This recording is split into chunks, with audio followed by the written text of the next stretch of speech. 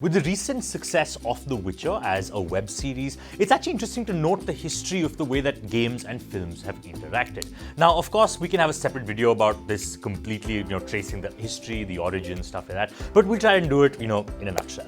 So, games and films have always gone side to side. If you think about major film adaptations from Lord of the Rings to Star Wars to Harry Potter, all of them have video games that are kind of good, kind of bad. They're okay. Some of them are really good, but some of them are honestly really bad. But what to take from it is actually that this road has been quite rocky. If we trace one of the earliest video games based on a movie, it's Superman. Now, Superman 64 is one of the biggest video game disasters of all time. It is considered by many, along with E.T., to be the worst game ever made. And that's honestly what defined people's expectations of video games adaptations from movies. And that's why now when we have actually not bad adaptations, I'm kind of happy. But wait, we have to talk about the other side of this, basically video games to films. Now, the most noteworthy and the most successful one is Tomb Raider. All of you have probably seen Angelina Jolie as Tomb Raider, as well as played most of the games, and just that genre of adventure, of action is obviously easily translatable into, films. But not just that, what made Tomb Raider really interesting was that what the game had, the film didn't, and what the film had, the game didn't. There were different source materials used to go ahead and actually justify the universe you are in, and that's something that I really appreciate. The problem with a lot of, films trying to adapt video games is that they try to adapt the kind of the small, random, side questy elements with it, and I don't think you can do that in a film. What makes those things so interesting in games is the ability for you to make that choice. That cathartic value in a video game is so much more. So if you were to feel a certain kind of catharsis after a film, by that I basically mean a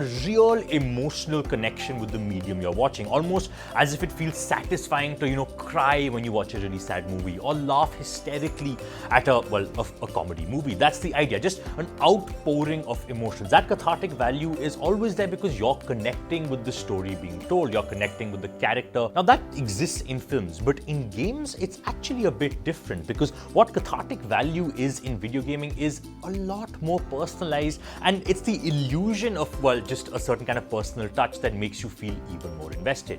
It is you who is making that decision. You are not a passive recipient. You are not just watching a story unfold. You are taking part in it. Without you sitting at that desk making those decisions, pressing those buttons, interacting with those people, the story wouldn't go forward. And just because of that active participation, that cathartic value is so much more. And therefore, you can enjoy the random side quests, you can enjoy the random characters, you can enjoy just people who are there for maybe just 2-3 minutes. But when you try to translate that to film, when you try to translate those micro interactions in games into film, it doesn't do it justice. So the idea here is to create a universe and then create stories within that. A good example of the flip side of this is video games Knights of the Old Republic. Knights of the Old Republic borrows from, just George Lucas's massive universe and makes a story on its own, and it's really a good story because it isn't bogged down by what George Lucas has already written.